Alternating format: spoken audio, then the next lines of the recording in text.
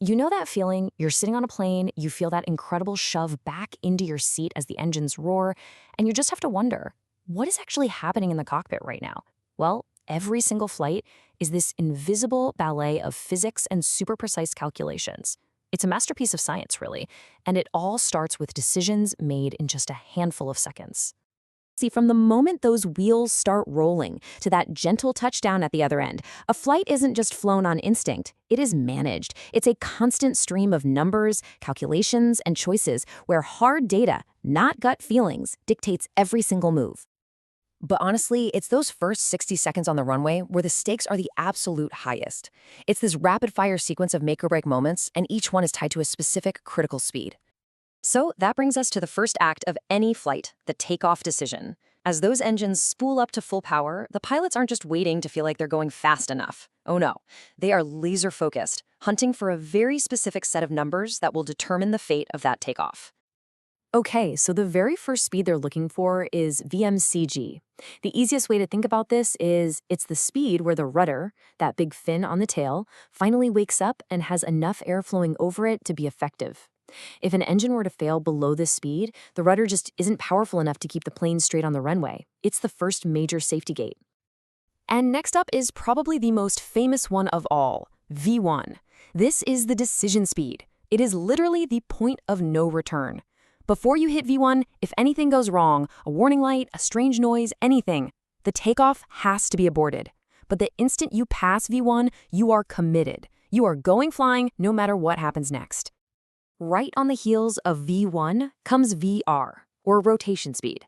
This is that moment you feel it as a passenger. The nose lifts up towards the sky.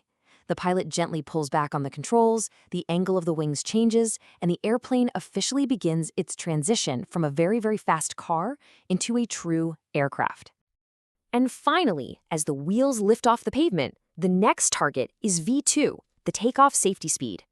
This is your insurance policy. This speed guarantees that even if an engine failed right at the worst possible moment, the plane still has enough performance to climb safely away from the ground and clear any obstacles. So if you put it all together, you see this incredible lightning-fast sequence. VMCG gives the pilot control. V1 is the commitment.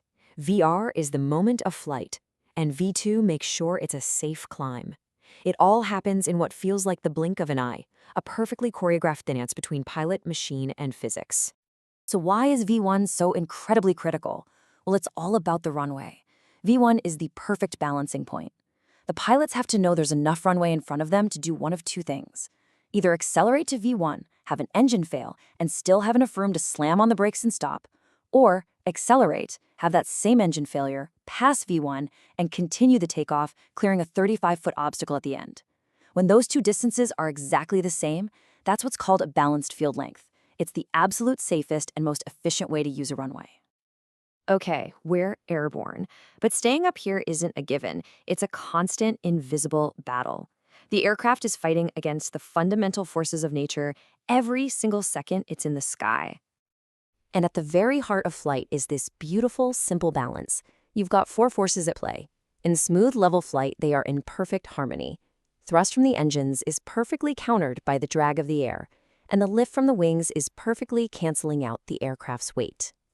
Now, when you're cruising along at 35,000 feet, your main adversary is something called parasitic drag. Just think of it as pure air resistance. It's the friction of countless air molecules slamming against the skin of the plane. The faster you go, the more intense that friction gets, and the more thrust your engines need to produce to push through it.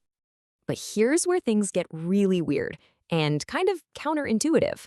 As the plane slows down for landing, a totally different kind of drag takes over as the main villain.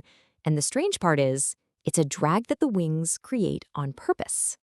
This just flips everything you think you know about drag completely on its head. This force, called induced drag, is the unavoidable byproduct of creating lift. And here's the kicker. It's actually at its strongest when you are flying slowly. Let me say that again. The slower you go, the more of this particular kind of drag you create. Wild, right? This weird relationship leads to a very dangerous situation the pilots call the backside of the power curve. Imagine you're flying really slow on final approach.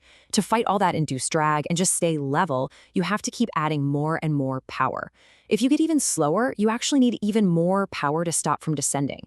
It feels completely wrong. It's like trying to balance a broomstick on the palm of your hand. Tiny movements require big, counterintuitive corrections. It's an unstable state and a very dangerous place for a pilot to be. So physics gives you the rule book, right? But pilots have to play the game in a world that is constantly changing. They aren't flying in a perfect laboratory. The real-world atmosphere has a huge say in how that airplane is going to perform on any given day. And that brings us to a massively important concept called density altitude. Okay, this isn't the altitude you see on a map. It's the altitude the airplane feels. Think of it like this. Hot air is much less dense, it's thinner, than cold air.